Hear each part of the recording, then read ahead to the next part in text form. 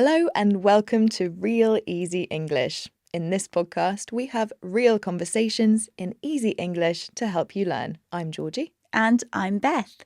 You can watch a video version of this podcast and find a worksheet to help you learn on our website, bbclearningenglish.com.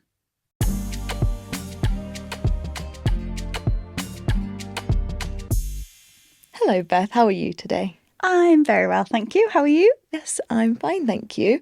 Today, we're talking all about being creative. If you are a creative person, you enjoy things like art or making things, and you have lots of ideas.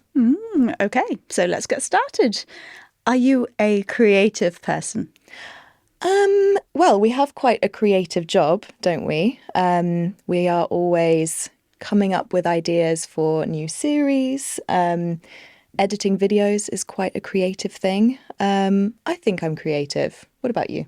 Yeah, I think especially when you talk about what we do for work, we invent new ideas and write scripts, and that is quite inventive. But what about outside of work? That's what I was going to say. Yes, outside of work, I don't have any hobbies that are creative, but when I was at school, I used to do photography as a class, and that was quite creative. You have to have a good eye when you do photography. But nowadays, I don't do much actually. Sometimes I like colouring in with those colouring books. I enjoy that, but I also think you're not really creating much. You're just choosing the colours. Yeah, you almost need to draw the picture and then colour it in yourself. Yeah, maybe I'll do that. Maybe I'll try that. What about you, outside of work? I think I was probably more creative when I was younger. Although one of my friends at the moment is pregnant, so I have been making a blanket for her baby. It's a patchwork quilt, so that means there's different squares of fabric, and I've been cutting them out and sewing them together with my sewing machine. Wow. What colours are in your patchwork? Well, they're kind of blues and whites and orangey because she doesn't know if it's going to be a boy or a girl. And they're all a little bit patterned. So I've been making that. So recently I have been creative. Nice. And Beth, are there any creative things, hobbies you'd like to try?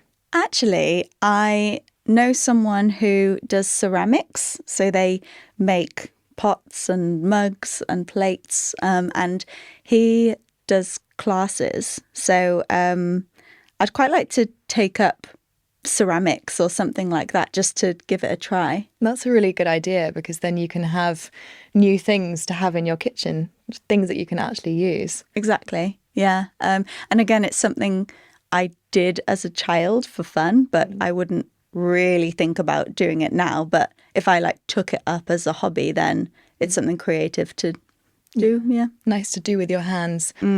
What about you? I don't have any ideas at the moment, but I would like to spend my free time doing something creative because I think it's quite therapeutic. It's a good way to take your mind off the stresses of life. So yeah, no ideas yet, but watch this space.